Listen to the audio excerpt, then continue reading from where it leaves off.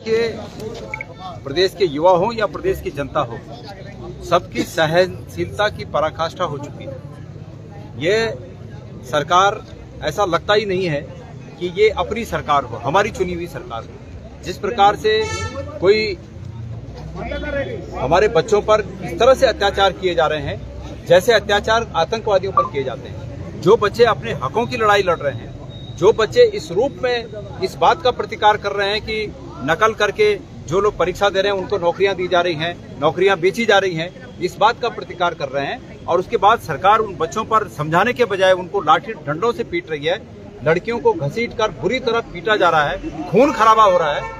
तो मैं समझता हूं कि सहनशीलता की पराकाष्ठा हो गई है। मैं आप लोगों के चैनल के माध्यम से इस प्रदेश की सरकार को ये चेताना चाहता हूं कि कांग्रेस पार्टी शांति में विश्वास रखती है। हम ये मानते हैं कि किसी प्रदेश के विकास के लिए पहली शर्त है कि वो शांति वहां स्थापित हो, इसलिए हम शांति को भंग नहीं करना चाहते, लेकिन हमारी शांति प्रियता को हमारी कमजोरी न समझा जाए। इस प्रदेश की शांति प्रियता को, इस प्रदेश के युवाओं की शांति प्रियता को हमारी कमजोरी न समझा जाए, इस प्रदेश की कमजोरी न समझा जाए। उनके बहुमत को, सरकार को मिले बहुमत को उनकी मजबूती न समझा जाए। ये बहुमत जनता का दिया हुआ है।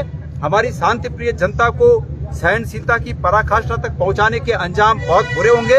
ये मैं सरकार को चेताना चाहता हूं। सरकार होश में आए, सरकार मदहोश होकर पदों में बैठकर रौब झाड़ने के बजाय जो लोग परेशान हैं उन परेशान लोगों से बात करे, अनैतिक कार्यों को बंद करे। धामी जी, इसका स्पेशली विशेष रूप से मैं धामी जी को इंगित करना चाहता हूं कि वो सबसे पहले अपने मंत्रिमंडल को शुद्ध करें, ऐसे लोगों की पहचान करें जो पूरे राज्य की छवि खराब कर जिन्होंने की है, जो राज्य की छवि खराब कर रहे हैं। अंकिता भंडारी हत्याकांड हो या नौकरियों को बेचने का कारोबार हो, युवाओं की परेशानी हो, चाहे महंगाई हो, आज प्रत्येक विकास के मुद्दे हो, आज हर मामले में हमारी प्रदेश की सरकार विफल साबित हुई है।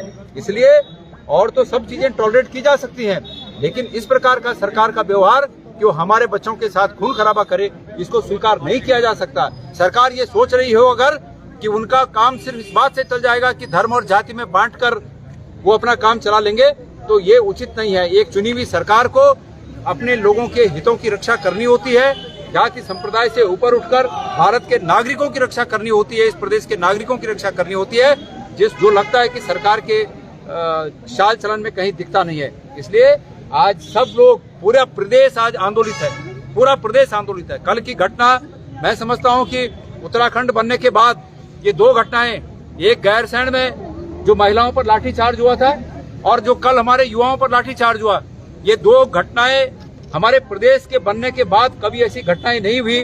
और ये दोनों घटनाएं, दोनों दुर्घटनाएं बीजेपी द्वारा पैदा की गई, बीजेपी की सरकार द्वारा पैदा की गई। ये निश्चित रूप पर बीजेपी के माथे पर कलंक है। गुडियाल जी, कल की जो घटना है उसके बाद से युवाओं में खासा आक्रोश है, लेकिन आज हम देख रहे हैं सुबह से देहरादून में भी युवा प्रोटेस्ट कर रहे हैं, तो उन्हें पकड़ करके बंद कर दिया जा रहा है, कचहरी भेज दिया जा रहा है। किस तरीके से देखते हैं सरकार? मैं वही कहा ना, मैं वही तो कहा कि सरकार अपने जो जनता द्वारा उन्हें बहुमत दिया गया उसको तानाशाही के रूप में वापस जनता को दे रही है। वो तानाशाही दिखा रहे हैं कि हम तानाशाह हैं, हम जो कहेंगे वही है। ये नहीं चलेगा, लोकतंत्र है। और जब तानाशाही थी इस देश में, तब भी यहाँ के चरित्र में तानाशाही नहीं थी। लोगों ने उस तानाशाही का तब भी विरोध किया। इसलिए तानाशाही हमारे हिंदुस्तान के, हमारे उत्तराखंड के कैरेक्टर में नहीं है। और इस तानाशाही का विरोध हम लोकतांत्रिक तरीके से करेंगे और जीत हासिल करेंगे। इस तानाशाही पर हम लोकतंत्र की जीत हासिल करेंगे। Thank you.